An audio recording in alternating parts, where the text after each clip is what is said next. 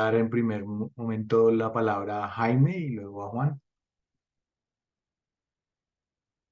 Sí, Pablito, gracias. Sí, quiero unirme a esa felicitación. Marco, creo que hiciste muy buen trabajo, un gran hilo conductor y diapositivas bastante bonitas. Lamentablemente el internet iba como con una chispa atrasada y no nos dejaba verla muy bien, pero tu mensaje verbal fue tan claro que nos la lograste explicar muy bien. Felicitaciones. Yo creo que este es un tema súper interesante que vale la pena analizar a fondo y de repente hacernos cuestionamientos, no solamente de los mecanismos fisiopatológicos que puedan estar implicados, que se han venido revisando en las clases anteriores, sino obviamente traducir eso en opciones terapéuticas y muy seguramente Juan va a complementar muy bien esto que les voy a decir ahora en su intervención, y es que yo me quedo mucho con lo que el último mensaje que transmites, Marco, y es esos estándares y esos pilares de manejo deben ser optimizar la presión de perfusión cerebral, bajar la demanda metabólica e intervenir el edema cerebral. Y alrededor de ellos posiblemente se han desarrollado todas las terapias.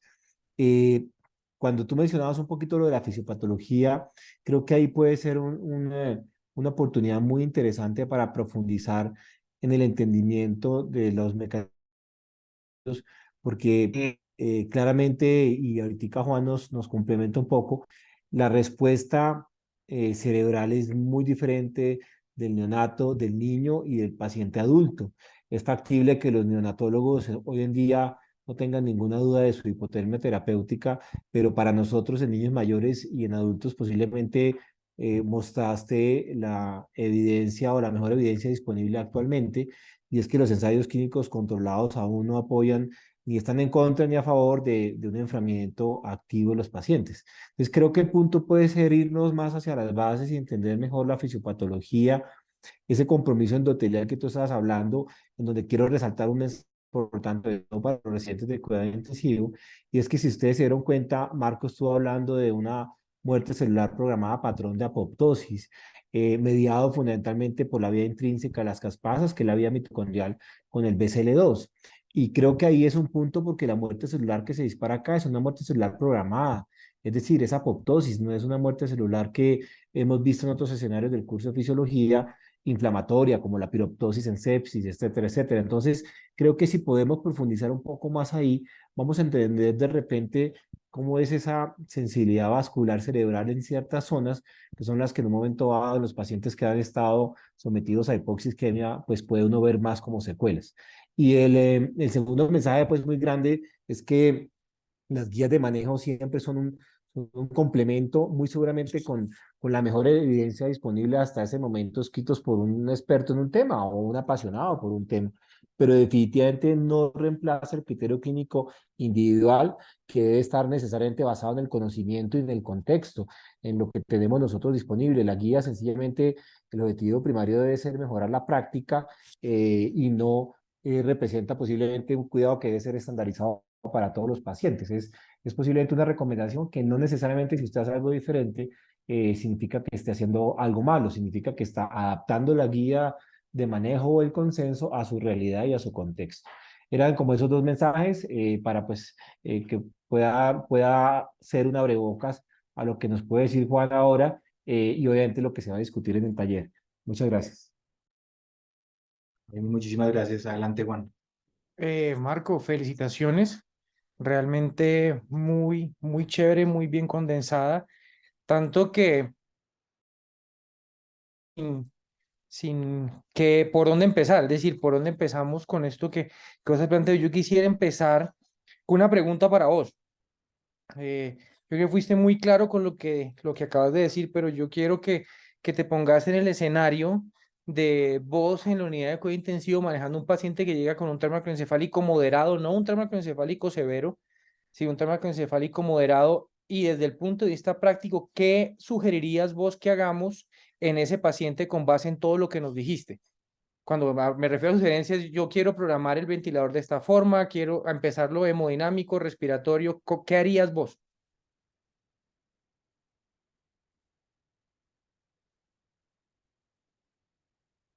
Eh, bueno, hola, profe. Bueno, pues digamos que para responder a la pregunta, pues tratando pues como de ser coherente con la charla, pues tratar como de tener en cuenta esos tres pilares pues que les acabo de mencionar. Entonces, hagámoslo de esta manera pues como un poco ordenada. Entonces, primero está pues el tema de la optimización pues de la perfusión cerebral. Entonces, para tratar pues de optimizar la perfusión cerebral y de pronto hacerlo, no sé, tal vez por sistemas, está pues la parte respiratoria. Si es un paciente pues que requiere obviamente una intubación pues orotraqueal para poder pues ser soportado. Entonces, el paciente pues primero tratar de mantenerlo obviamente normoxémico y normocápnico. Tratamos en el tema pues de la ventilación, de pronto un paciente que no tenga pues un componente respiratorio asociado, es decir, partiendo de pronto del hecho que tiene un pulmón sano. Entonces tratar pues de, como les digo, enfocado pues a mantener esa normoxemia y esa normocapnia para poder tratar de mantener una presión de perfusión adecuada cerebral. Pues yo me iría de pronto con un PVP normal en 5. Depende pues si lo deseo pues ventilar, ya sea por volumen o por presión. Por volumen, pues obviamente de acuerdo a las metas pues de ventilación protectora pues que yo me esté planteando con el paciente. De 6 a 8 pues por kilo sería una opción. Tratar obviamente de que esto me permita a mí mantener una presión máxima y una presión media, una presión plato pues como les menciono pues en metas de parámetros protectores. Una FIO 2, la FIO 2, Marco, ahí te puedo parar un momentico y lo vamos sí haciendo los dos. señor, claro que sí, profe. Yo creo que esa primera parte que vos pones en cuanto a las metas de perfusión cerebral y hablas de una cosa muy importante que es la ventilación. Entonces, realmente lo que tenemos que tener en cuenta es que lo importante es mantener ese paciente con una oxigenación adecuada. ¿Sí? Lo importante no es tener ese paciente ventilado y cuando vos planteas la ventilación que estás planteando, cómo la pones específicamente como uno debería ventilar un paciente las características, ¿cierto? Con una ventilación que sea una ventilación protectora, que conserve los parámetros más adecuados para mantener su oxigenación, pero es que el Profe, creo que no lo escucho. objetivo, ¿no me oís? Aló, aló, aló. Hola, hola, profe. Sí, sí, Ahí sí, ya yo, vuelvo y lo escucho, sí, señor. listo. Entonces el objetivo de ese paciente no es la ventilación. No es tenerlo ventilado, el objetivo es mantener una oxigenación, ¿cierto? Y cuando uno está con un paciente crítico, uno empieza a entender que probablemente la mejor forma de mantener un paciente con una adecuada oxigenación y adecuada ventilación no es necesariamente un ventilador, sino buscar la forma más óptima para que esto se pueda lograr, ¿sí? Por eso te pongo el ejemplo de toma encefálico moderado para entender a ver si ese paciente, y como lo pone el profe Perdomo ahí, basándonos específicamente con la escala de Glasgow, si requiere o no requiere ventilación. ¿Sí? Entonces, ese es el paréntesis que quería poner ahí, es que un paciente que tiene una lesión neurológica aguda no necesariamente implica una ventilación mecánica, porque entonces cuando nosotros miramos lo que sucede con la circulación cerebral y con el retorno venoso cerebral, como veíamos en la clase pasada de retorno venoso y de autorregulación cerebral, el comprometer el retorno venoso cerebral tiene un impacto grande también en la formación de EMA y en la autorregulación cerebral. Entonces, ese es un primer punto y por eso quería parar ahí un momentico nomás y es miremos muy bien si ese paciente necesita o no necesita ventilación mecánica. ¿Listo? Eso por ese lado. Seguí. Sí, sí, sí, claro, por esa parte. Sí, Entonces, sí, súper señor. bien con lo que vos planteaste, pero no nos quedemos con el mensaje de paciente que tiene lesión neurológica aguda de trauma encefálico necesita necesariamente una ventilación mecánica porque pueda que no sea así y posiblemente el paciente que no la necesita sea incluso algo más deleteria que en el que hacerla, ¿sí? Sí, sí, Listo. sí, Aquí señor. Sí, entonces, digamos que como que el principio básico, pues como en el cuidado intensivo no es conectar al paciente al ventilador, sino de como lo dice el acuerdo, profe, pues oxigenar, ¿no? de Cumplir con las acuerdo, de metas de acuerdo, oxigenación y de ventilación, exactamente. de acuerdo. En cuanto a la parte pues hemodinámica, pues obviamente tratar de mantener esa presión de perfusión cerebral, eh, básicamente pues con pacientes mantenerlos pues con una presión sobre el percentil 50. eh, Obviamente esto depende pues de los diferentes factores, si el paciente está choqueado, si no está choqueado, si tiene una incoherencia pues hemodinámica o no. eh, Obviamente entro pues a valorar el tema pues obviamente de gases, por lo que hemos visto pues en las diferentes charlas pues de fisiología. Pues creo que sería como el segundo sistema pues que debemos de intervenir. Y cuando mira los gases vas a mirar ese CO2 y cómo le vamos a dejar ese CO2. En normocapnia, Perfecto, sí, de acuerdo. exacto. Ya lo habías mencionado, pero solo lo quería repetir para que nos quedara claro los que estábamos aquí conectados. Listo. Vale, vale. Perdón, Juan, te interrumpo y Vale. creo que hay una cosa muy importante y es qué consideramos normocapnia en Bogotá, en Cali o en Cartagena. O sea, ¿cuál sería el target ahí, Barquito, que tú buscarías? Porque posiblemente no sea igual, ¿no? Sí, digamos, profe, pues que obviamente existen diferentes estudios en los cuales esa normocapnia se ha visto pues que se ve afectada por la altura. No es lo mismo lo que menciona el profe, una normocapnia o el tema de normocapnia a la altura de Bogotá, a la altura de La Paz o a la altura pues de Cartagena a nivel del mar. Hay diferentes estudios, algunos mencionan entre 35 y 40, o a la altura pues de nivel del mar un poco pues mayor. Eh, no sé pues si de pronto tenga algo diferente, profe.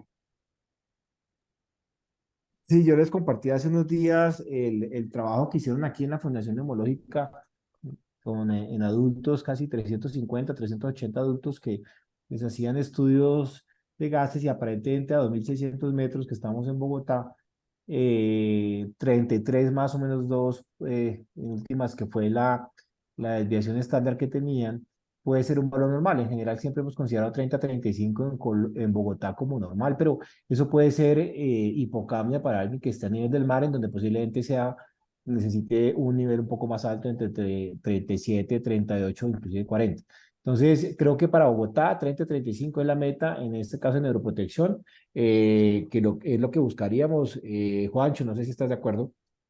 A mí me gusta el 40, a mí me gustaría también cerrarlo un poquito. De hecho, aquí Pablo también ponía, me gustaría cerrarlo un poquito en 40 e igual también más allá de eso, entender muy bien cuál es el impacto que ese CO2 me está causando en el pH y como veíamos la vez pasada también en cuanto a la regulación de la circulación cerebral por pH y por CO2, muchas veces tratar de ajustar esa normocapnia de manera acelerada también podría producirnos problemas. Entonces yo me iría más hacia entre 35 y 40. Esa sería como una recomendación. Ahora, ¿en qué baso esa recomendación? Y desafortunadamente, los estudios que nosotros tenemos para basar eso en normocapnia son exactamente lo mismo que pasa con estudios de ventilación mecánica y de oxigenación que son hechos a nivel del mar.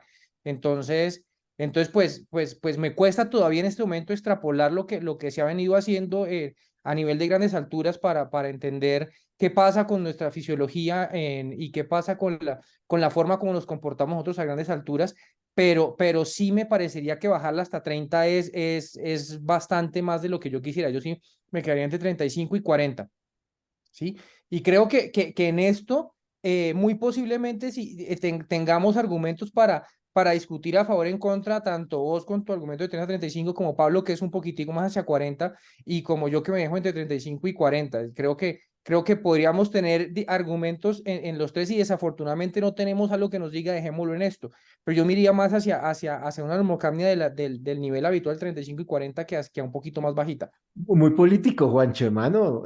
Muy, muy fajardista, muy fajardista. Sí, muy político. No, yo creo que aquí hay un contexto importante a tener en cuenta y yo creo que Pablito tiene la razón, tú tienes la razón y de repente en otras condiciones una hipercamia leve uno la considera entre 30 y 35 y de pronto 35 fue un buen target. Lo que creo que es importante analizar es que posiblemente todos estos estudios de normalidad del CO2 a estas alturas son en pacientes pues sanos, ¿no? No sabemos qué pasó en este paciente con el trauma craneoencefálico, su regulación cerebral y lo demás. Pero no, sí, de acuerdo, de acuerdo. Listo, listo. Entonces, nos quedamos ahí con el CO2. ¿Qué hacemos con el resto? Eh, bueno, íbamos en la parte de hemodinámica, ¿no, profe? O Ujú. No, ya sí, ya pusiste una tensión arteriales medias en el percentil 50, 50, sí, señor. ya pusiste una adecuada perfusión, listo. Yo creo que podemos seguir con el segundo punto que vos tenés.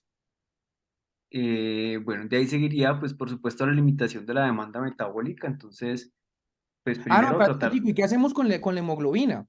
Incluso la vez pasada Ah, sí, sí, sí. se ha planteado esa propuesta. Bueno, ¿y qué hago con la hemoglobina de ese paciente? Bueno, otros dos factores que mencionaba en la charla y era para la optimización pues, de la perfusión era el tema de la glucosa y la hemoglobina. Entonces digamos Ujú. que la hemoglobina, pues lo que encontramos pues o cuando uno revisa pues la evidencia actual es que dice que no tiene pues como como unos valores estándar pues de transfusión o unos valores pues de metas como tal de hemoglobina cuando uno se encuentra pues contra estos pacientes.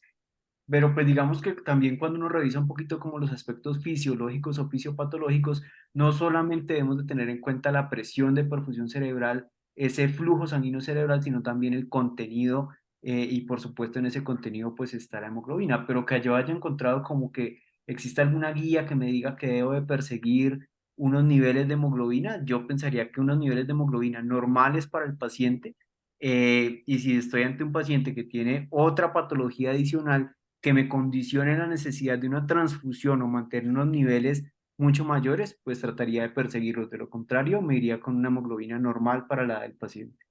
De acuerdo, y en eso también sería, por ejemplo, yo saber, es decir, si el paciente tiene 9 de hemoglobina y resulta que viene de una zona, no sé, viene con desnutrición, viene con factores que hagan que su hemoglobina sea esa, pues podría dejarlo como viene. Diferente al paciente que es un paciente eutrófico, todo muy bien y tiene un trauma y aparte de eso tuvo esas pérdidas de sanguíneas, tal vez en ese pensaría uno ayudarle un poquito, esa pensaría, ese creería que sería un factor que me ayudaría a mí a decidir si lo transfundo o no lo transfundo, más allá que, como vos decís, buscar una meta hemoglobina porque no la tenemos, ¿sí? Exacto, profe. Perfecto, perfecto, sí, de acuerdo, de acuerdo, de acuerdo. Respecto al otro punto, que es el tema pues, de la glucosa, pues obviamente, como les mencioné también a lo largo de la charla, no solamente el valor de glucosa en hiperglicemia se asocia no solamente en el trauma craneoencefálico, sino también en otras patologías con peores resultados, como lo vimos, y pues tratar de mantener ese paciente o llevar ese paciente a normoglicémica. Es decir, por debajo, pues obviamente teniendo en cuenta que es un paciente que está estresado, que tiene muchos otros factores adicionales, que sus suprarrenales pues seguramente están pues trabajando pues al 100%, tratar de mantener ese paciente con valores por debajo de 180, pues tal vez sería como el valor que de pronto uno pudiese llegar a perseguir sin que eso quiera decir que exista algún valor mágico para este parámetro. Me gusta también ese y ese también es otro muy importante porque a veces cuando empezaron a salir los estudios del riesgo asociado a tener hiperglicemia, pues empezamos a ser como muy exhaustivos con el manejo de la glicemia y poco a poco creo que para nosotros en pacientes pediátricos nos toca ser un poquitico más laxos con algunas cosas. Y una de las cosas, de los elementos específicamente en trauma craneoencefálico que podría ser deleterio con el manejo exhaustivo de glicemia es que muchas veces cuando uno tiene medidores de glicemia en zona lesionada en paciente con trauma craneoencefálico, se da cuenta que puede tener un paciente que tiene perfectamente 210 de glicemia y resulta que en esa zona que está lesionada tiene 35. Entonces, en el trauma craneoencefálico yo preferiría ser un poquitico más liberal con el manejo de la glicemia. Y si definitivamente ya el que mi límite inferior para una disminución activa de la glicemia sea 180, pienso que sería eso. Pero si tiene en la parte más aguda, que es cuando más tendencia a la hiperglicemia tienen 200, 210, yo pensaría, podría uno manejarla, como vos has dicho, mirar que no sea esa respuesta suprarrenal aguda y manejarla sin tener que intervenirla activamente, por lo menos en esas primeras horas que son tan difíciles, pero que les digo, entonces ser un poquitico menos agresivo con el manejo de la glicemia para no tener las complicaciones neurológicas, porque definitivamente la hiperglicemia es un factor de riesgo y lo tenemos visto en casi todas las patologías intensivas para mal pronóstico, pero definitivamente la hipoglicemia sí es muy mala. Sí, entonces generar hipoglicemia en zonas de tejido lesionadas con riesgo de tener hipoglicemia puede ser un riesgo, así que más suave con eso. Listo. Vale, profe, Dale. gracias.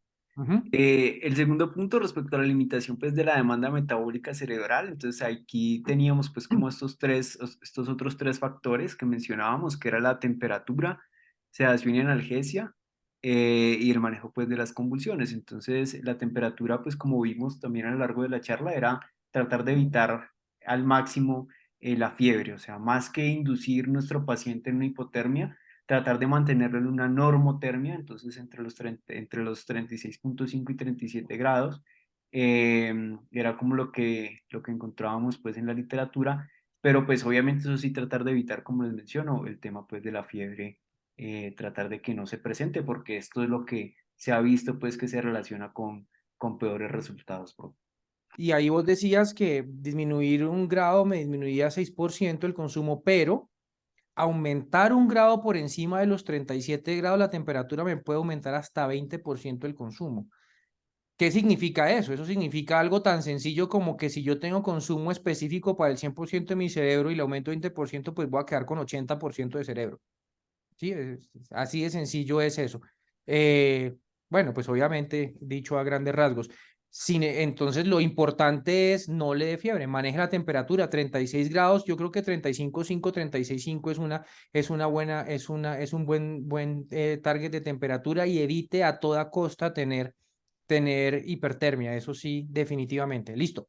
Exacto, profe.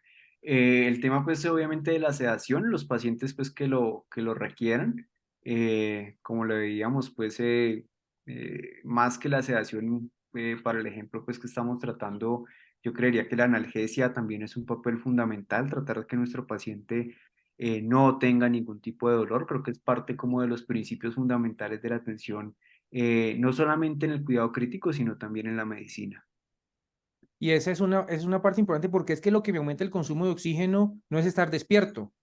Lo que aumenta el consumo de oxígeno es tener dolor, tener agitación y tener delirium, que son las tres cosas que más me aumentan el consumo de oxígeno. Y quitar eso no significa estar sedado o relajado. Quitar eso significa pues no tener ni dolor, ni agitación, ni delirio, ni muchas veces se logra más fácilmente con unos niveles bajitos de analgesia, con el acompañamiento de los papás que estén ahí, con tener al niño tranquilo sin tener que recurrir en sedantes. Sí, ese creo Exacto. que es una parte. Exacto, pues y obviamente como lo veíamos el tema de las convulsiones, recordemos pues que en el tramo craneoencefálico las convulsiones se dividen en tempranas y tardías según el tiempo en el cual se presenten, y pues lo que veíamos que lo que la evidencia nos mostraba era, digamos que es la profilaxis para las convulsiones tempranas.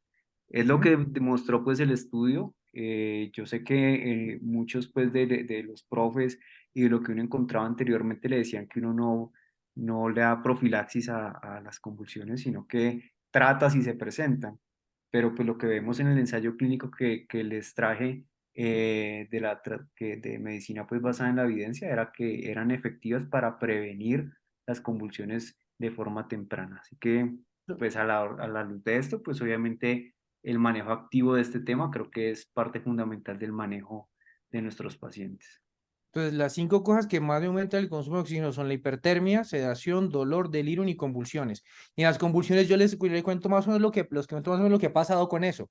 La controversia de si yo pongo profilaxis anticonvulsivante o no ha sido tan grande que finalmente dijeron, mire, es que no quita nada ponérselo muchas veces. Entonces, si usted no tiene cómo monitorizar a un paciente, usted no tiene cómo saber si ese paciente está convulsionando, pues mejor póngasela. ¿Sí? Lo que Vale, uno profe. tiene que saber es que eso es para convulsiones tempranas que son la primera semana. Y convulsiones tempranas no es que uno lo defina por tiempo, sino por mecanismo fisiopatológico. Es decir, yo espero que durante los primeros 10 a 15 días ya todo lo que me ocasionó esa lesión neurológica aguda esté controlado. Y ahí es cuando yo digo es temprano porque todo lo que me pueda ocasionar convulsiones durante estos días que han pasado, que es el trauma directo, la isquemia, la inflamación, el edema, ya esté controlado y de ahí para allá ya no queden. Entonces, ¿qué es importante de eso? Y es que muchas veces ponemos anticonvulsivantes profilácticos y los dejamos.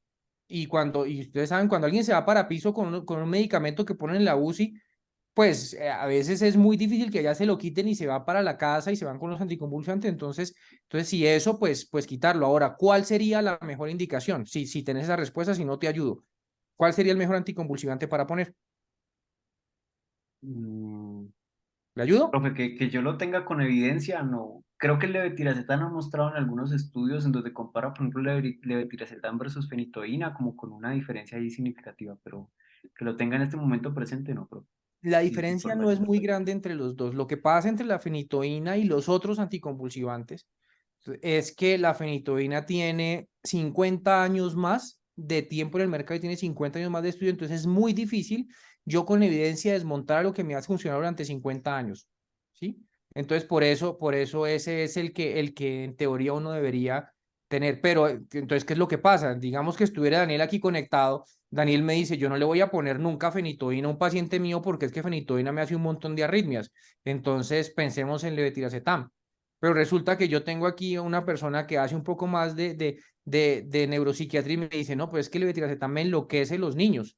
Entonces, un niño que tiene trauma encefálico moderado, que está agitado, el levetiracetam no me sirve. Entonces, yo tengo que saber cuál es el que más se apega en ese momento y probablemente entre fenitoína, fenobarbital y levetiracetam, desde el punto de vista de evidencia es muy parecido los tres. Yo es elegir cualquiera de los tres, el que tenga disponible, el que sepa usar más adecuadamente y el que se acople a las condiciones de mi paciente. Es un paciente que tiene problemas psiquiátricos, que se tiró de un tercer piso porque se tiró del tercer piso, pues levetiracetam quizá no sería una buena opción porque se va a agitar mucho, pero es un paciente que tiene una cardiopatía o es un paciente que aparte me ha hecho arritmias, probablemente fenitoína no sea una buena opción. Entonces, esa es esa parte de esa respuesta. Listo.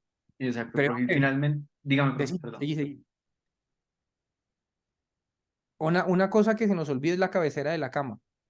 ¿Sí? La cabecera es muy importante porque lo vimos la vez pasada, cómo realmente esas inclinaciones del ángulo de la cabeza me sirven mucho para mejorar la autorregulación, especialmente desde el punto de vista venoso. ¿Sí? Sí, sí, Dale. es cierto. Y finalmente, pues el manejo del edema cerebral, que está pues relacionado también con lo que acaba de mencionar el profe. Y pues digamos que todas las estrategias que vimos, pues pueden estar enfocadas hacia este aspecto, pero pues digamos que la hipertónica y el manitol, pues que nos siguen dando la mano, creería yo lo que tengamos disponible, pues ante la luz de la evidencia de lo que les mostré. Creo que la hipertónica de pronto uno la tiene como un poquito más factible y más disponible en cualquier medio. Sería pues como la opción que yo elegiría, profe. Y no de disponibilidad, sino específicamente de la evidencia más fuerte que tenemos en pediatría puntualmente está hacia la hipertónica. No tenemos tanto con manitol, pero porque no tenemos tantos estudios con manitol. Pero si yo reviso las guías de trauma y los estudios que hay en pediatría, favorecen un poco más la solución hipertónica. Ahora, la solución hipertónica, la pregunta es, bueno, en bolos, en goteo, ¿yo cómo le dejo eso? Pues lo que encontrábamos con la evidencia era el bolo de la hipertónica versus el bolo pues del manitol, es lo que a la luz de la evidencia pues existe. Ujú. Eh, Fue lo que encontró pues en el estudio, profe. Entonces, aquí Pablo pone hipertónica profiláctica 3, 7, 21 en infusión, en bolo, solo sin monitoría de PIC, solo si... Sí, entonces, Jaime levantó la mano, dale.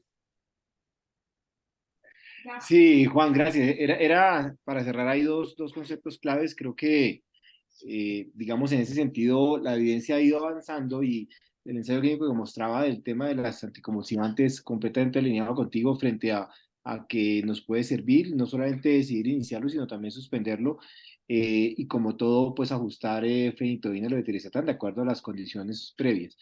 Frente a la hipertónica, sí creo que es muy importante digamos, los estudios en los últimos años siempre se han inclinado más a favor de la hipertónica frente al manitol por razones de índole fisiológico, pero yo creo que lo más importante allí es fundamentalmente es un target claro en términos de sodio y adicionalmente un ascenso lento y progresivo porque si no vamos a sumarle más injuria a un cerebro que ya está lesionado. Era eso, Juancho.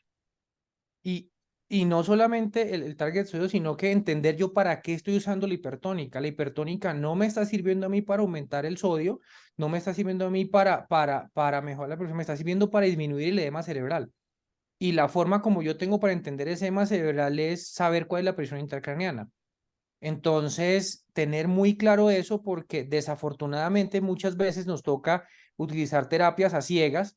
Entonces, buscar la manera de empezar a monitorizar ese impacto que tienen esas terapias porque pues montar una hipertónica poniéndole en bolos o en infusión rápido, despacio, no me sirve de mucho si yo no sé realmente qué impacto estoy teniendo. E incluso podría causar efectos deleterios cambiando situaciones fisiológicas que están enfrentando en ese paciente por poner una hipertónica es algo que hacemos con mucha frecuencia. Entonces, tenemos un paciente que tiene una lesión neurológica aguda y decimos, no, hay que ponerle hipertónica y simplemente le ponemos hipertónica sin saber específicamente yo qué estoy buscando. Entonces, lo pone Pablo acá, solo si esa pique es mayor de 20, yo pensaría que si tengo un paciente que tiene un trauma encefálico y tengo una presión intracraniana, la presión intracraniana está normal, ¿yo para qué le pongo? Lo que sí sé que es muy dañino es tener hiponatremia. Entonces, la vez pasada veíamos qué es lo que pasa con ese cerebro, qué pasa con esa barrera hematoencefálica cuando yo tengo sodios bajitos y cómo ese déficit de sodio puede alterarme el flujo de agua a través de la barrera hematoencefálica y puede favorecerme el edema. Así que si yo no tengo una presión intracraneana, y no tengo cómo medirla, pues vamos a verle en la clase de monitorización cómo podemos medirla de manera indirecta. Por lo menos tener un sodio normal alto, ¿sí? 145, 150, esa pensaría que sería una buena opción. ¿Cómo lograrlo? Como Marco lo dijo, lo que más hay estudiado son bolos, teniendo muy en cuenta qué estoy haciendo yo con el volumen, porque no me sirve de nada tener un paciente que le estoy subiendo el sodio a punto de ponerle un montón de volumen con lo deleterio que eso puede hacer. Entonces Vale, Pablo profe, dice, gracias. solo se debe usar en bolos si la piga es mayor de 40 y lo que dice Pablo acá es precisamente lo que hay en el mundo, lo que pasa y qué es lo que pasa con nosotros, y es que nosotros no tenemos la disponibilidad siempre de una medición de PIC, que es lo que sí pasa en Estados Unidos o lo que sí pasa en Europa, que ellos tienen trauma, inmediatamente le ponen PIC y con eso lo valoran. Y lo dice Pablo, que él lo usaría también como si fuera camino a salas de cirugía, es decir, como una opción de rescate. Si yo me apego a la evidencia que tengo, debería ser de esta forma. Y si no lo estoy haciendo de esta manera, pensaría más bien, entonces guiémonos por el sodio teniendo sodios normales altos. Vale, profe, muchas gracias. ¿Listo, listo? Y creo que, ¿algo más, Marco? ¿Ibas a agregar algo más? No, profe, no, creo que no. Creo Ese que eran con, como que el con esto, enfoque de los 3 pasos, profe. y si te das cuenta, es que yo les cuento la historia. Del 2000 al 2010, 2015 fue como la década del cerebro en la ciencia. Casi todos los Nobel que hubo en esa época tenían algo que ver con cerebro. Entonces empezamos a estudiar muchísimo el cerebro, a ver qué podíamos hacer con él. Y desafortunadamente, a pesar de que se han dado muchísimas vueltas, porque trauma craneoencefálico específicamente como modelo de lesión neurológica es uno de los que más se estudia dentro de la patología crítica, no tenemos unas herramientas, yo no tengo una bala mágica que me diga, oiga, si usted le pone tal medicamento no le va a hacer edema, si usted le hace tal cosa no, si usted le pone este medicamento se va a revertir la lesión neuronal, eso no pasa. Entonces lo que yo tengo que hacer y entender el cerebro es que la mejor forma de proteger el cerebro es evitando que se dañe, evitando que se dañe, tratando de hacer eso que vos has planteado de esta manera acá. Entonces no son muchas las herramientas que tenemos, pero como no son muchas las herramientas que tenemos, muchas veces las pasamos por alto y pasamos por alto cosas sencillas como, oiga, la cabecera, tengan un nivel de sodio adecuado, maneje la temperatura, tengan una tensión arterial normal, el oxígeno es lo bonito. Eso es lo único que necesitamos para que el cerebro que vos mostrás que tiene un 25% de riesgo de dañarse, no se dañe más. ¿Sí? Entonces, son pocas las herramientas, pero hay que utilizarlas muy bien. Hay que saber que tenemos que ser estrictos con este tipo de cosas con estos pacientes. Ajustemos la sedación. Y vos planteas algo de la relajación y me encantó lo que pusiste de la relajación porque incluso los estudios dicen son incongruentes con lo que nosotros creemos, porque todos, donde los estudios hubieran dado que relajar los pacientes hacía que les fuera mejor, pues estaríamos todos felices porque lo que veníamos haciendo es lo que es, ¿sí? Pero resulta que nos dio todo lo contrario. Entonces, pues, mucho cuidado también con los relajantes por el efecto que eso puede tener. Pero si yo tengo un paciente que tiene un trauma craneoencefálico con un trauma múltiple, que está súper agitado, que no se acopla al ventilador, pues, ¿cómo no lo voy a relajar? Pero si tengo un paciente que lo tengo tranquilo, que lo tengo acostado, que está bien acopladito al ventilador, que respira tranquilo, que no, ¿para qué lo relajo? Si yo sé que eso me va a aumentar la mortalidad también. Y lo mismo pasa con el tiopental. Si yo tengo un paciente que lo tengo en una presión intracraneana normal, que lo tengo con unas cifras tensionales buenas, que estoy manejando toda la parte con decís optimizado su perfusión y disminuye el consumo de oxígeno, ¿para qué le pongo tiopental si eso probablemente hemodinámicamente me lo descompense? Entonces son como esas cosas. No, pues no sé si alguna otra cosa, pero creo que con esta parte de la discusión lograste condensar todo lo que has puesto ahí a la cabecera del paciente para que esta noche alguno de los que estamos acá, que tenga una lesión neurológica aguda, sepa qué ir a hacerle. Y las medidas son tan sencillas que a veces se nos olvidan, pero nos acordemos de esto.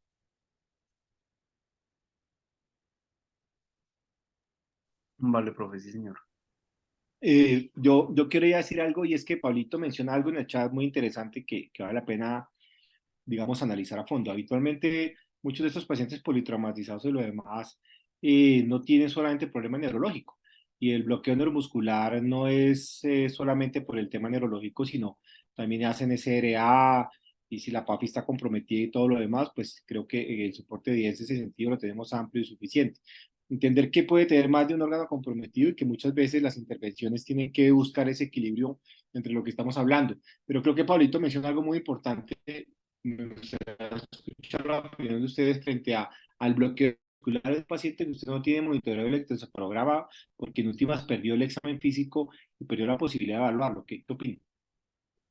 Eso es muy importante porque es que si la razón por la que yo tengo es decir, yo, desde mi perspectiva, la razón por la que yo tengo un paciente en cuidado intensivo es por el cerebro, ¿no? O sea, yo no pienso en ninguna otra cosa distinta, pero pues ese es mi sesgo y esperaría que todos tuvieran el mismo sesgo, pero bueno, si yo necesito monitorizar, si yo tengo un paciente con una lesión neurológica, yo quiero saber cómo está el cerebro y tengo que utilizar las mejores herramientas disponibles para lograrlo. La mejor herramienta para estudiar, para entender el cerebro es el examen neurológico. ¿Sí? El cerebro es un órgano funcional y la única forma como yo puedo entender el cerebro es verlo funcionando, viendo ese niño cómo se mueve, cómo se voltea, cómo se pone cuando lo succionan, qué hace cuando yo me le acerco. Esa es la forma como yo puedo entender ese cerebro. Y si lo tengo relajado no lo voy a poder entender así. Ahora, no siempre lo puedo lograr. No siempre puedo tener un paciente bajo esas condiciones, pero si no lo tengo bajo esas condiciones, por lo menos, si no necesita, yo no tengo necesidad de relajarlo, preferiría no hacerlo. ¿Eso qué me da? Eso me da poder evaluar la simetría, cómo está simplemente acomodado él sin relajante. ¿Qué pasa cuando yo me le acerco y le produzco un estímulo sensitivo normal? ¿O qué pasa cuando me acerco y le produzco un estímulo doloroso y así puedo ver qué está pasando con el cerebro? Porque claramente, si yo tengo un niño que está dormido, y tiene trauma y cuando yo llego y me le acerco, él se despierta y me abre los ojos, yo digo, bueno, el cerebro está funcionando más o menos, pero resulta que horas más tarde ya no hace eso, yo sé que algo está pasando, yo sé que esa presión intracraniana está aumentando, yo sé que esa perfusión está disminuyendo. Entonces, la idea es tener siempre la mejor manera de evaluar el cerebro y si puedo no perder el examen neurológico, si no tengo que necesariamente perderlo con una relajación, preferiría no tener que hacerlo. Ahora, digamos que sí lo tengo. Y lo que pone Pablo, el mejor examen por fuera del examen neurológico para hablar la funcionalidad del cerebro es el electroencefalograma. Finalmente, pues el cerebro es un órgano eléctrico y lo que pasa ese electro va a ser lo que está pasando con ese cerebro. Entonces esa sería la otra opción. Si yo lo tengo relajado, tomemos el electroencefalograma, tomémosle 6 horitas al día, pongámoslo en monitorización continua para yo saber qué está pasando y esas ondas si se vuelven más lentas, si son más rápidas, si tiene descargas, si no las tiene. Entonces pensaría eso adicional. Y si no tengo el electroencefalograma, entonces, bueno, lo relajo, pero le doy tiempitos en los que yo tengo que despertarlo, mirar un poquitico, a ver cómo está reaccionando y vuelvo a lo duermo porque lo importante es entender cómo está funcionando ese cerebro para ver yo qué voy a hacer. Porque de lo contrario nos pasa lo que nos pasa no solamente con pacientes neurológicos, nos toca relajarlos y días después, ya cuando le quitamos relajante, no funciona, el niño no está como estaba antes. Ha perdido un montón de cosas, ha perdido movilidad. Ya cuando le quito el tubo no deglute y antes deglutía, no sostiene la cabeza y antes la sostenía. Entonces, esa sería como mi intervención respecto a eso. O sea, la mejor cuña de esto es, si lo relaja, póngale un electro.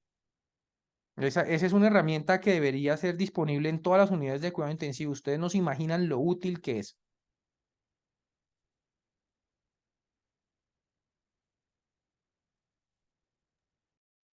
Bueno, muy chévere ha estado la discusión, creo yo. No sé si les parece bien, pasamos al taller para revisar otras cosas que también se van a profundizar. Súper, sí. Entonces, si Marco lo tengas ahí, ahorita, ahorita que cargue tu internet, que está lindo, lindo. Lo siento, ahí ya la estoy proyectando, no sé si la ven. Hay que neuroproteger esa diapositiva, Marco. Sí, eso es que ese internet está relajado, eso es lo que pasa. Vengan, yo las tengo aquí, si algo ya se las digo. Entonces, Ahí llegó. listo. Entonces, primera, ¿cuál es el papel del sueño como mecanismo de neuroprotección en el paciente crítico? Juanita. Hola, buenas tardes, Juanita, residente de primer año del cuidado intensivo de la Universidad Nacional. Pues encontré muchas cosas.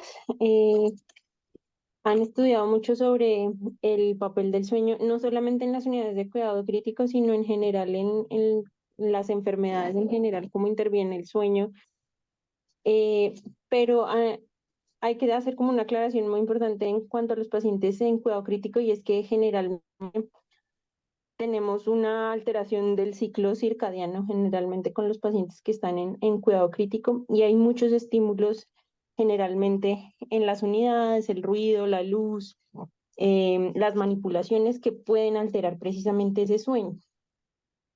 Entonces, se ha venido estudiando como la relación de esa alteración del sueño con el resultado o las consecuencias posteriores a las estancias en UCI.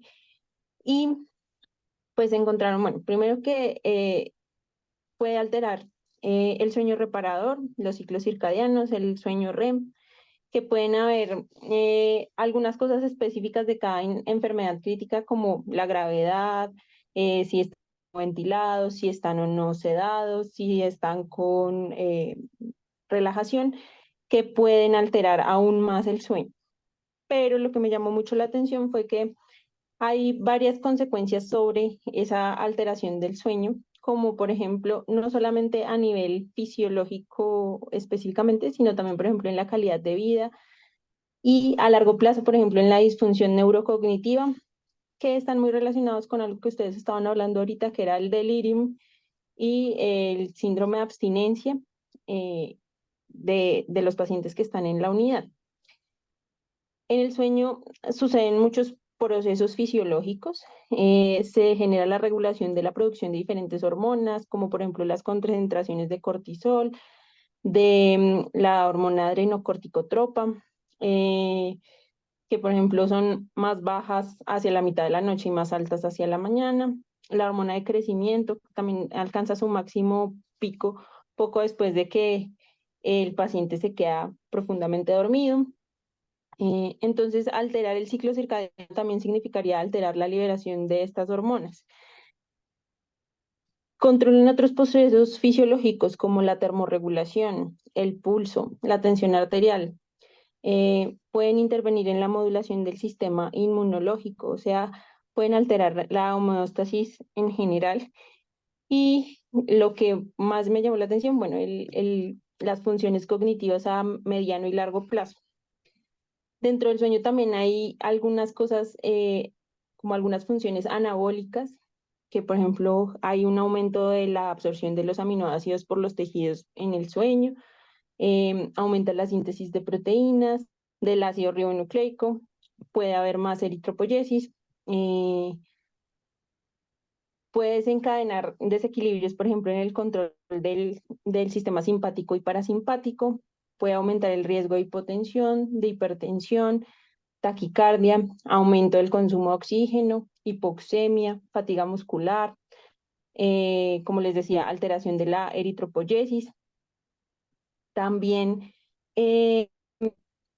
puede alterar, por ejemplo, las presiones parciales de CO2 en la sangre arterial, e incluso puede inhibir una adecuada ventilación. Entonces, pues lo que más me llamó aquí la atención es que es uno de los eventos fisiológicos más frecuentes y que muchas veces no le prestamos suficiente atención en la unidad y a los pacientes críticos, y que puede tener repercusiones incluso también en calidad de vida, en su proceso neurocognitivo a largo plazo, y que deberíamos estar un poco más como eh, interviniendo activamente en mejorar el sueño de los pacientes, porque eso a largo plazo pues va a mejorar también nuestros resultados como el intensivista y en la mejoría de nuestros pacientes. Creo que resultados como intensivista también, especialmente cuando el intensivista duerme bien. Pero de acuerdo, entonces tú dirías que el sueño es el sueño es neuroprotector. Sí, claro, muy, Sí, muy claro, importante, completamente. O sea, sin duda. sin duda. Entonces, y una de las cosas que también tenemos que entender es cuando Marco ponía ahí ese porcentaje de paciente que tiene lesión neurológica, que salen con problemas, eso no aplica para el paciente que tiene trauma craneoencefálico, que tiene encefalitis solamente, eso aplica para todos los pacientes. Y uno de para los problemas todos. que nosotros tenemos son esta parte de sueño. Entonces, ¿quién no baña, que en las unidades no ve que bañan los niños a las 3 de la mañana? ¿Sí? Que entran y toman muestras críticas o muestras por rutina a las 4 de la mañana, que no apagan las luces en la noche de la cama del paciente, o por el contrario, que todo el día la luz queda apagada, o que no tienen luz en el día de esos niños, ¿sí? Y la alteración del ciclo circadiano la vemos en casi todos los pacientes, pues la tiene uno como intensivista, no la van a tener ellos, entonces, esos son el tipo de cosas que son más importantes, ¿listo? Y antes de pasar a la segunda pregunta, no sé si alguien quiere intervenir algo sobre eso. Entonces, no quiero pasar a la segunda pregunta, sino a la tercera.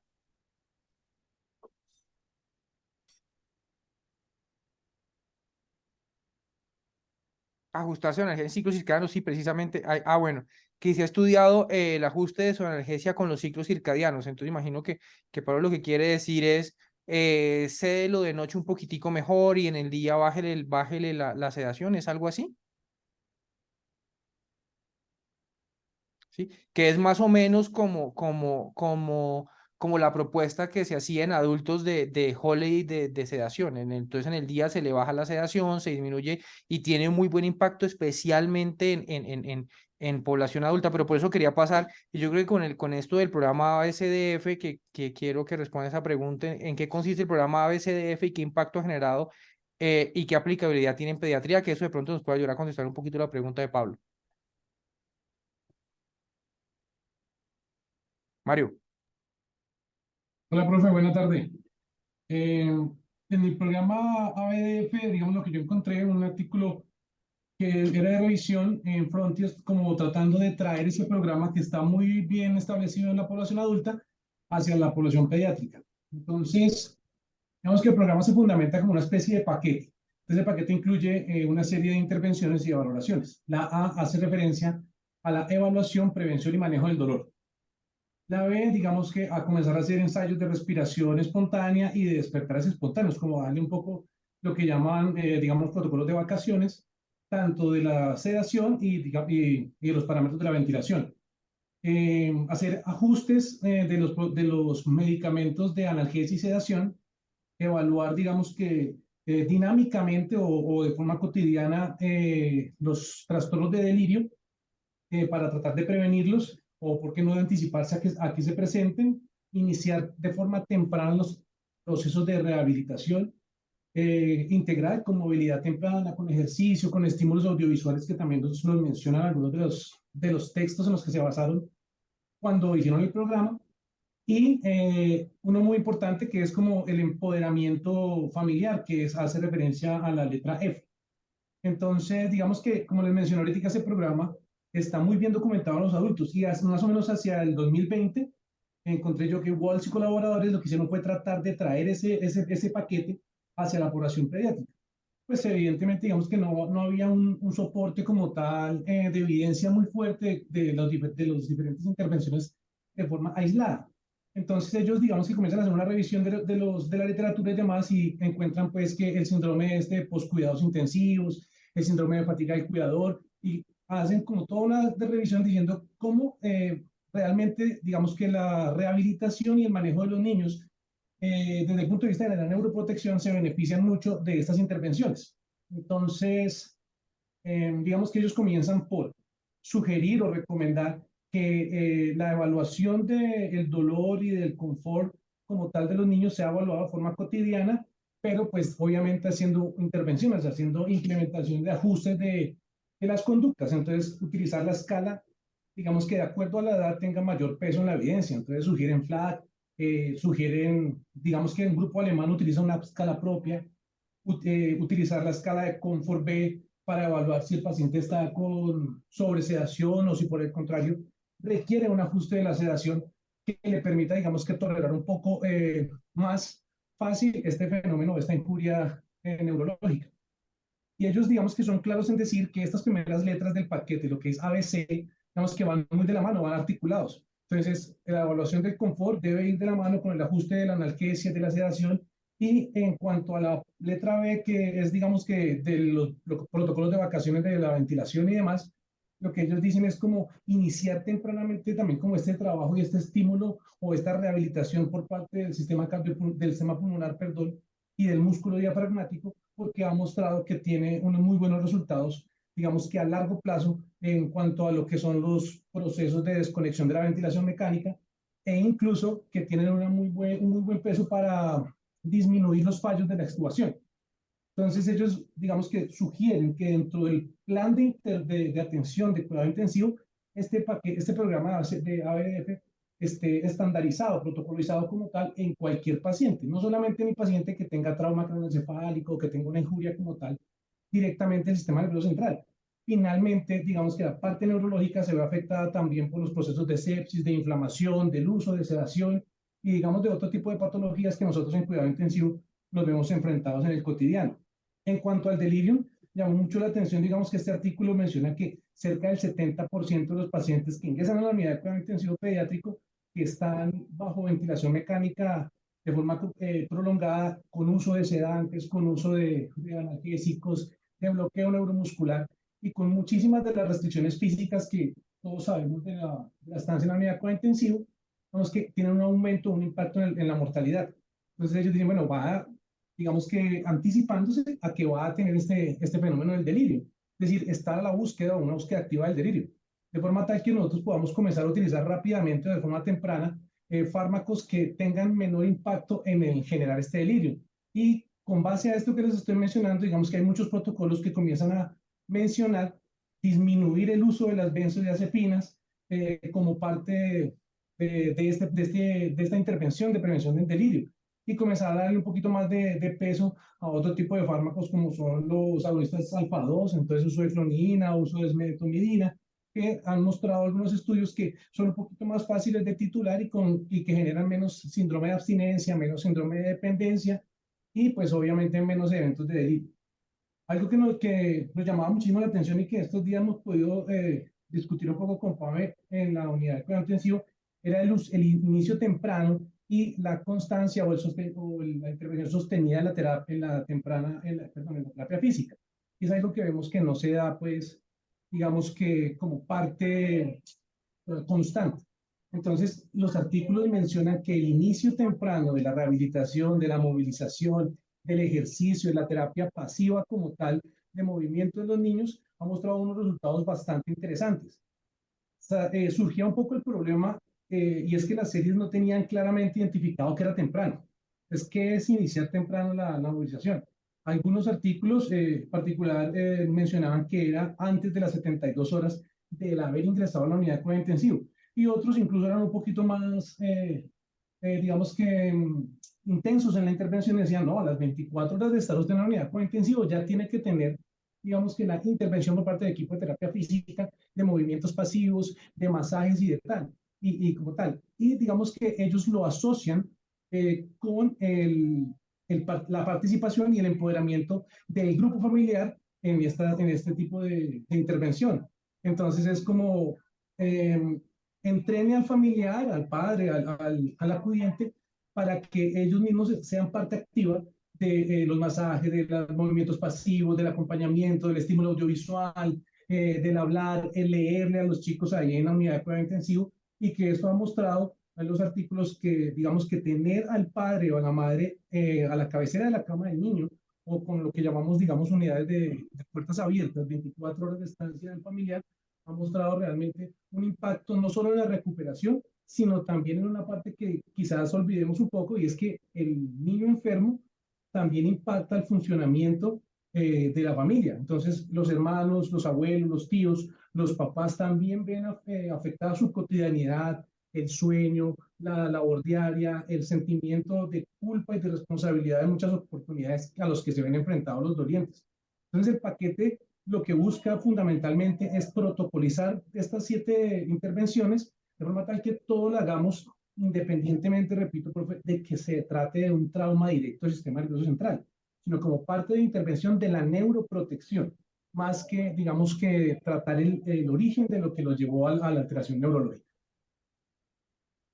Sí, no, de acuerdo. Y eso es, cuando uno ve los estudios que se hacen en adultos con la aplicación del paquete, como vos decís, ABCDF, porque sí es un paquete de medidas, entre más medidas yo instaure de ese paquete, porque yo puedo hacer una y es que simplemente dejo entrar a la familia, ese es el punto F de todo el paquete. Pero si yo instauro todo el 100% en las medidas, en los desenlaces en mortalidad, en ventilación mecánica y en desempeño cognitivo posterior a la unidad de cuidado intensivo en adultos es significativo. No existe ninguna otra medida que haya logrado desenlaces tan fuertes como instauración de ABCDF. Sí, entonces por eso yo los ponía de esta forma, porque yo decía como, bueno, ¿y qué tiene que ver en la familia como neuroprotección? Pues tiene que ver un montón cuando yo sé que ese niño que tiene la familia al lado, que yo controlo su sedación, que yo manejo adecuadamente el dolor, que yo disminuyo el potencial de delirium, que está dentro de los elementos que ha planteado Marco de evitar para producir neuroprotección, ese niño le va mucho mejor. Eso es neuroprotección al final. Entonces, por eso quería poner este punto en particular. Y entonces ahí complemento un poquito lo que dice Pablo de los ciclos circadianos y uno de los puntos que hace eso es la B del ABCDF, que son los holidays de sedación, que ese es el único punto que no aplica tanto para pediatría porque no hemos visto que los holidays de sedación en pediatría sean tan buenos como en adultos. Ahora, otra cosa que dice Pablo es, bueno, entonces, ¿será que yo puedo homologar los ciclos circadianos con sedación? Es decir, en el día lo tengo con sedación más superficial, en la noche un poquito más profunda. Eso podría ser una opción, pero pues mucho mejor tenerlo en el día con luz de día, movilización, terapia, si el paciente lo permite, y en la noche procurar que ese sueño de la noche sea el sueño más adecuado posible. Cuando yo utilizo sedación para controlar los pacientes y para controlar el sueño de sedación, eso generalmente no sale bien. Y no sale bien porque los ciclos de sueño están dados para que el organismo sea el que regule la profundidad del sueño en X momento, que estoy en una fase inicial de sueño, que estoy en un sueño en otra fase, y eso es muy difícil de lograr en un paciente con sedación. Así que la mejor opción sí es, más bien hagamos lo que hace el C es controlar esa sedación.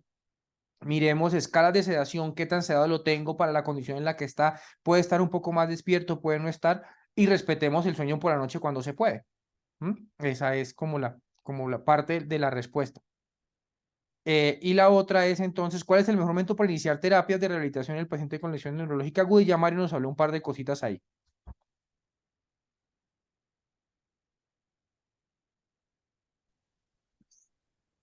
Gina.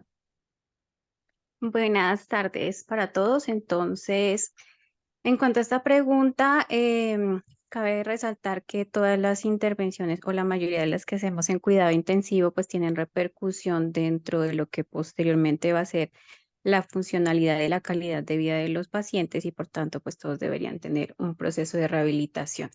Ahora, ¿cuál será el momento más óptimo pues para iniciar esta rehabilitación? Está algo más estudiado entre los pacientes en otros contextos, como por ejemplo en la insuficiencia respiratoria, que debería ser cuando tenga una estabilidad hemodinámica, una ventilación pues estable y adecuada, no necesariamente una extubación, y a futuro pues eso se podría evaluar con una mejor recuperación. Sin embargo, pues entra algo en discusión dentro del paciente neurocrítico, dado por ejemplo que dentro del manejo de estos pacientes, incluso el reposo, la menor manipulación y la menor estimulación han entrado dentro de algunos manejos, como por ejemplo tratar de controlar la presión intracraneana. Entonces, por esta razón, pues no hay mucha evidencia en cuanto a cuál sería el tiempo óptimo en algunas circunstancias específicas, pero en pro de buscar como algunas recomendaciones, lo que encontré fue que dependiendo de la lesión específica cerebral que haya, habrían como unos lapsos de tiempo para iniciar la rehabilitación o la movilización temprana y la intensidad también puede variar de acuerdo con la patología. Por ejemplo, en el accidente cerebrovascular hay un nivel de evidencia 2 en cuanto al tiempo de inicio a las 24 horas y no hay un beneficio entre iniciarlo a una mayor intensidad posterior a ello en un lapso de 24 a 48 horas. y teniendo como consideración que el paciente debe estar estable a nivel hemodinámico y que ya se hayan titulado a un nivel óptimo los vasoactivos. En cuanto a la hemorragia subaracnoidea de origen aneurismático, después de que se haya manejado su causa, pues el aneurisma como tal, 24 a 48 horas postquirúrgicas podría iniciarse la movilización de tal manera que en las primeras 48 horas sea una movilización en cama y después de estas 48 horas ya podría haber algunos tipos de movilización un poco pues, más amplios. Y hay que recordar que estos pacientes podrían tener una ventriculostomía. Para ello es necesario que haya precaución con la movilización y el manejo de la misma, más no se ha considerado que sea una contraindicación pues, absoluta para la movilización. Están los pacientes con hemorragia subaracnoidea espontánea, también en un lapso de 24 horas, y al igual que los pacientes con trauma craneoencefálico que tengan lesiones hemorrágicas o hemorragias intracerebrales, tendríamos que haber documentado una estabilización a nivel neurológico, o sea, no deterioro en un lapso de 24 horas y que tampoco hayamos evidenciado que haya un aumento del sangrado en ese tiempo.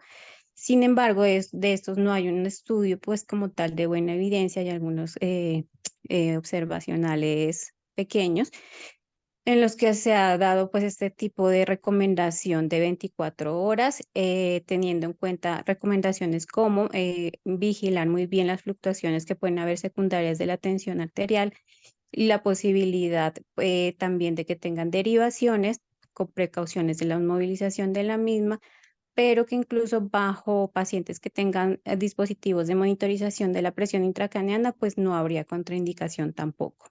Pero como les digo, pues son apenas estudios pequeños sin tener una recomendación pues con grandes niveles de evidencia.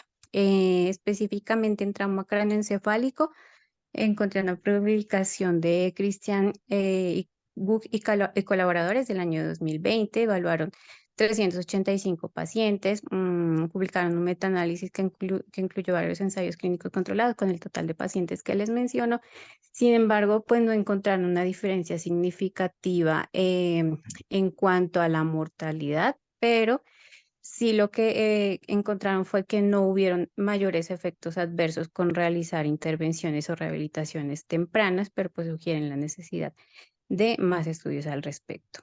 Y también se sugiere que se podría hacer unas listas de chequeo previos al inicio de la rehabilitación en la que nos preguntemos, por ejemplo, si el paciente ha estado estable dentro de las últimas 24 horas, si ya no ha requerido bolos de manitol o disolución salina hipertónica, si no está en proceso de titulación de vasoactivos o antihipertensivos, si se ha manejado de forma adecuada condiciones como el delirium, si ha estabilizado su parte de examen físico y no ha habido aumentos de las lesiones intracerebrales en las últimas 24 horas, como les mencionaba previamente, como les mencionaba, pues listas de chequeo para poder habilitar o iniciar la rehabilitación del paciente.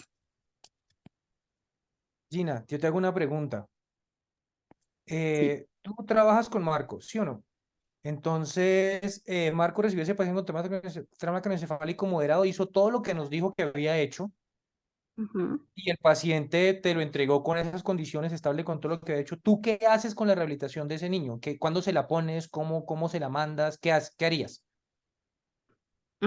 Yo lo que haría es que si ya cumpliría un tiempo, pues según lo que les mencionaba, en promedio unas 24 horas de un paciente que esté estable, podría iniciar un protocolo de movilización temprana. Para ello, me parece y estaría de acuerdo con hacer una lista de chequeo y mirar que cumpla como las condiciones de estabilidad necesarias para poder empezar con la movilización, y las movilizaciones deben ir como en una progresión en cuanto a su intensidad. Entonces, lo primero podrían ser movimientos pasivos guiados por, bueno, esa parte no la mencioné en la respuesta, pero sí también leí otro estudio en el que se podía hacer movimientos pasivos en la fase inicial que sean guiados por personal que esté entrenado y sobre todo pues, por fisioterapeutas, y luego que sean en cama y sin movilización del paciente. Y posteriormente se pueden avanzar con movimientos ya que sean como al borde de cama del paciente, de tal manera que luego cuando ya haya pasado pues la fase más crítica se puedan hacer movimientos de cama a silla y luego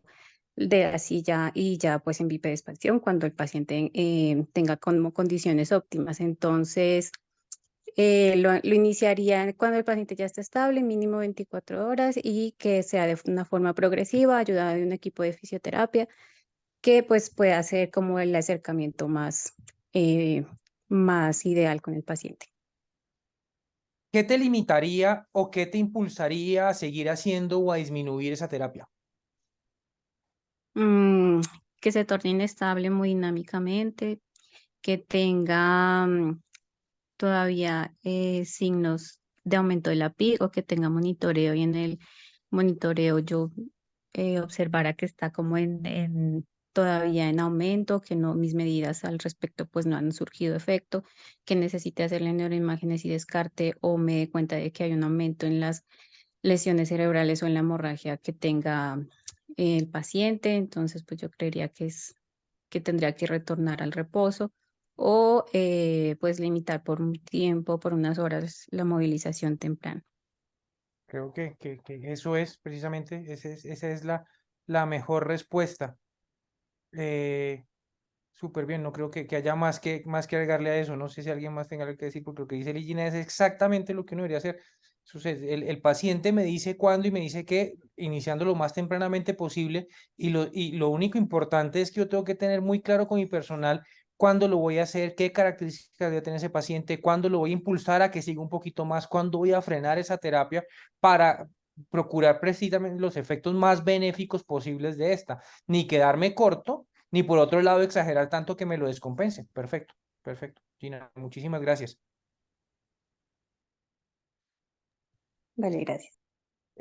Rubén hablaba de la simulación de alta fidelidad y cómo hacer precisamente esa simulación de alta fidelidad nos sirve para que el equipo que encargado de la movilización temprana de ese paciente esté lo más acoplado posible. De acuerdo. Jennifer. Hola, muy buenas tardes para todos. Jennifer Guijarro de la Universidad de La Sabana. Pues yo quería pues hacer como un pequeño cierre de todo lo que hemos hablado y como hemos hablado, todos los beneficios tan importantes que tienen estas estrategias y este paquete de rehabilitación temprana en el paquete en cuidado intensivo pediátrico, que apenas estamos empezando a hablar de esto, ya lo han hablado mucho en otros lugares como Canadá, en Estados Unidos, pero siento que nosotros todavía estábamos un poquito atrasados y de lo que he leído, una de las cosas que nos retrasa al grupo de cuidado intensivo en todo el mundo es el miedo. Es el miedo a qué pasa si el paciente se me va a extubar, qué pasa si el paciente va a perder la línea, qué pasa con el deterioro hemodinámico. Y es súper importante que cuando ya nosotros sabemos cuáles son los beneficios, qué es lo que estamos buscando, cuáles son los objetivos y entender que esto va de la mano de la condición del paciente y que esto lo vamos haciendo como una intervención diaria, todos los días vamos analizando cómo está el paciente, mejora o no, aumentamos la terapia, disminuimos la terapia, cesamos en este momento. Ahí vamos a generar un grupo coherente en donde todos vamos a hablar el mismo idioma, donde el miedo se va a ir y donde vamos a poder ejecutar esas acciones de la mejor manera posible, buscando siempre el beneficio de nuestros pacientes. Y es un tema súper interesante y realmente los beneficios que se han observado en la literatura tienen pues mucho camino por seguir y hoy en día la unidad de cuidado intensivo ya no solamente está enfocada en sacar pacientes vivos, sino en sacar pacientes vivos en la mejor condición y rehabilitarlos en su vida diaria y es con esto que lo logramos. Súper bien, Jennifer, y de hecho eso, Rubén le dejo intervenir a Rubén porque yo sé que Rubén va a hablar específicamente de eso y luego le doy la mano a Pamela, ¿les parece? Dale, Rubencho. Juan, hola a todos.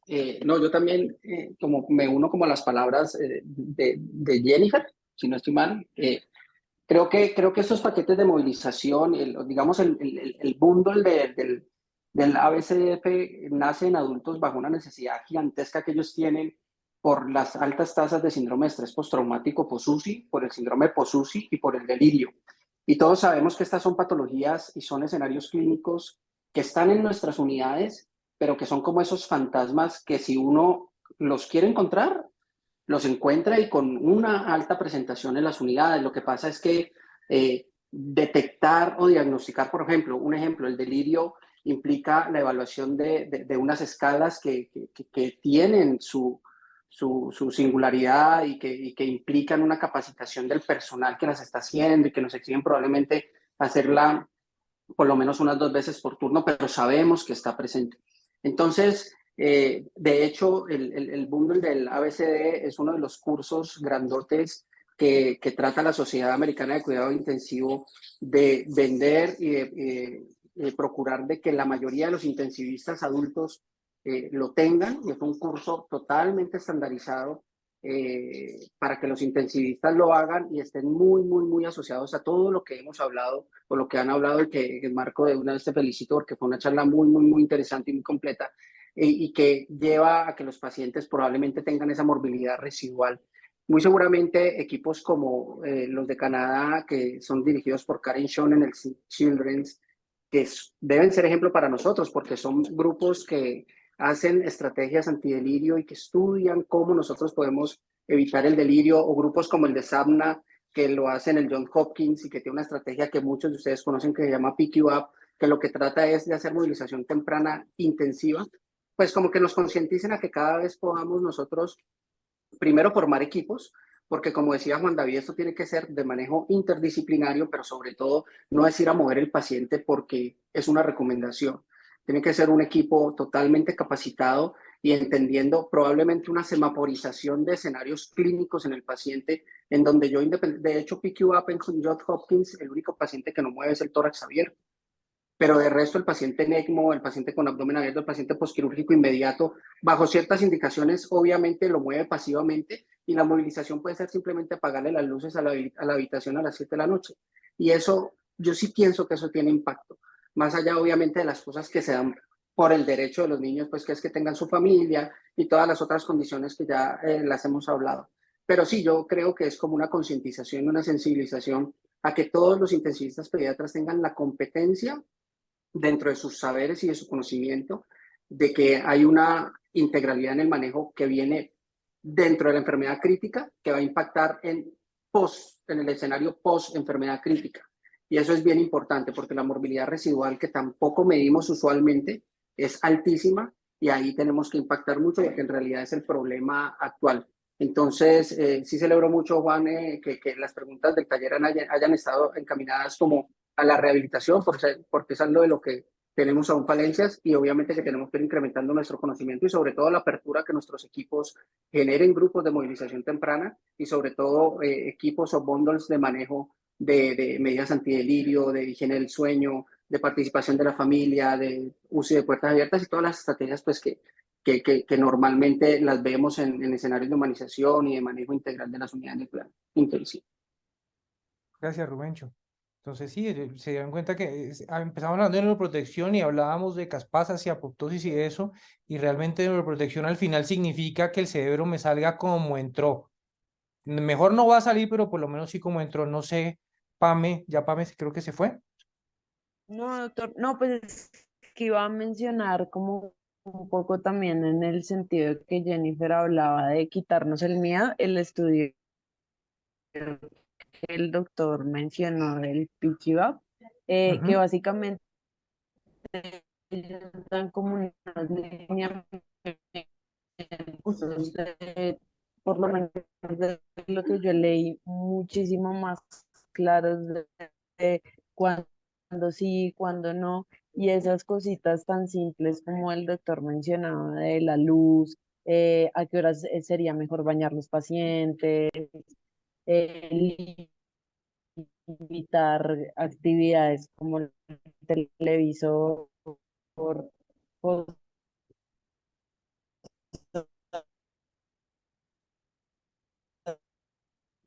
que ayudan a que finalmente el paciente... ¿Aló? No sé si me escucharon.